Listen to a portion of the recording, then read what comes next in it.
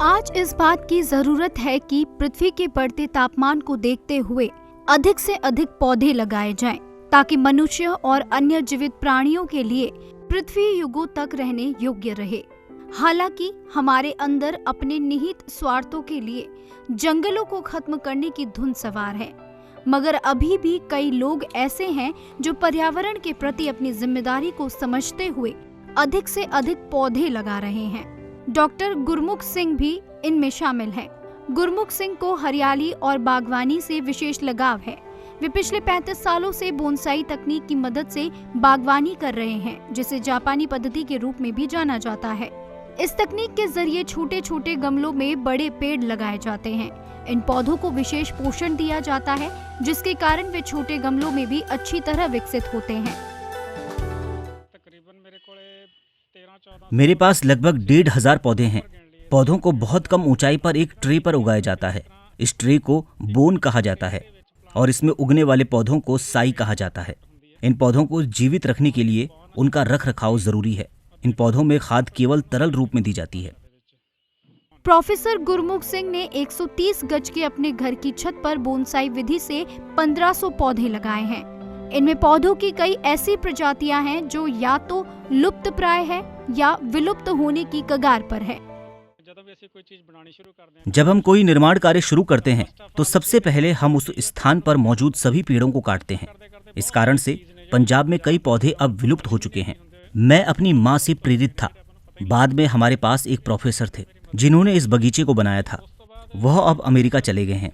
पिछले 20 वर्षों से हमने पंजाब विश्वविद्यालय में फूलों की प्रदर्शनी के दौरान बोनसाई श्रेणी के फूलों का प्रदर्शन किया। अब लोगों की भागीदारी भी बढ़ी है और मैं भी लोगों को प्रशिक्षित करने का प्रयास कर रहा हूँ। प्रोफेसर गुरमुख सिंह के अनुसार पौधे न केवल हमें ऑक्सीजन देते हैं, बल्कि हमारे मानसिक तनाव को कम करने में भी हमारी मदद करते हैं और हमें कई बीमारियों से दूर रखते हैं। पौधे हमारे अच्छे दोस्त भी हैं। पौधों से कई फायदे होते हैं। हर दिन आपको कुछ नए फूल और पत्ते देखने को मिलते हैं। जब आप इन पौधों के साथ एक रिश्ता जोड़ लेते हैं तो यह आपको बहुत खुशी देता है। पौधों से दोस्ती हमारे और हमारे आसपास के लिए भी अच्छी है। यहाँ तक कि अगर यह आधा किलोग्राम ऑक्सीजन देता है तो हमारे लिए इन कंक्रीट के जंगलों में रहना पर्याप्त है।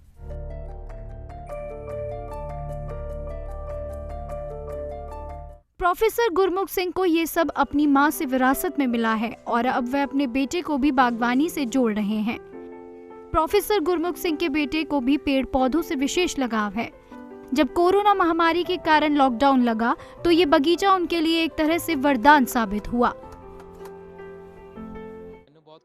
मैं खुश हूँ कि मुझे बोनसाई पद्धति का उपयोग करके बागवानी की कला सीखने का मौका मिला है। जब हमने प्रदर्शनी में भाग लिया तो लोगों ने हमारी प्रशंसा की। लोगों ने बहुत रुचि ली और हमसे पूछा कि यह कैसे बनाया गया है। उस समय हमें बहुत अच्छा लगा कि हम इस कला को जानते हैं। हमने लोगों को इसके बारे में जागरूक किया ताकि यह कला आगे बढ़ सके। हम लॉकडाउन के दौरान भी पौधों के बीच रहना पसंद करते थे। हमने इन पौधों के कारण लॉकडाउन में भी आनंद लिया। प्रोफेसर गुरमुख सिंह को अपने माता पिता से बागवानी विरासत में मिली है। अब वे लोगों को जागरूक करना चाहते हैं कि सभी को अपने पर्यावरण को स्वच्छ और हरा भरा बनाने के लिए कम से कम एक पौधा अवश्य लगाना चाहिए। Bureau report, ETV Bharat. 2400 घंटे लगातार खबरें देखने के लिए डाउनलोड करें ETV भारत ऐप।